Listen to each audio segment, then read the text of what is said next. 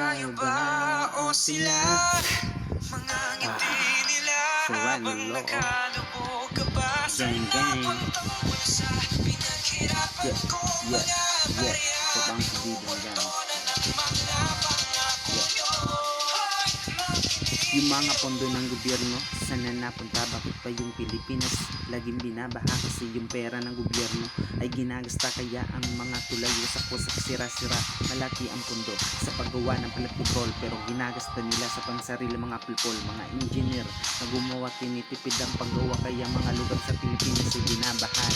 Mga construction company, maraming mga money binibinila ng pag-aari, pagkatapos makabalik kay Pilipinas laging lubog pag may bagyo dahil sa kontrakto na wala ng mga puso. Kapag pera ang usapan, parang mga demonyo, nagtitiis nila makita na hirapan mga tao, kaya dito sa Pilipinas talaga walang asenso kung may nakaupo mga demonyo.